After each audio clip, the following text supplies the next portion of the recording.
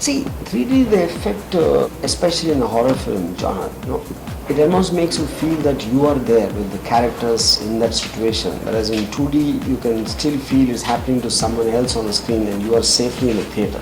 So for me as a director, after more than 20 years, the first time me doing 3D, it was really effective because जो compositions है जो जिसे हम pop-out shots कहते हैं, they almost to use foregrounding and backgrounding to create the depth which will enhance the whole effect, because at the end of the day the whole film is shot inside one house. So to make the props and the wall and everything in the house look like characters by themselves, as if the house has a life of its own, that's what I tried to do in the film.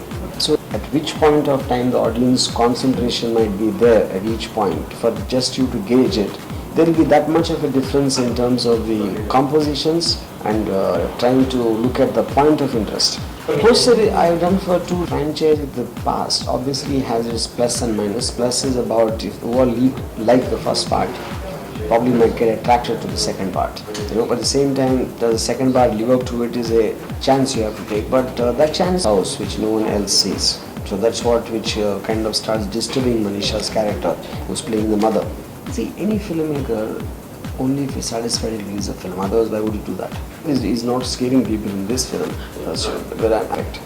That is something still being planned, not yet, but this promotion is, a part of it, so I guess that's still being planned. I wouldn't say visually there is something very new, but I think the way I use sound inside a house, using very, very normal sounds of what everyday affects in the. So I think there are some very scary moments in the film. So there's no particular reason. It's like the horror genre is basically universal, and as long as you made it and you can do it. If people would like to get scared, and they should see Bhoot.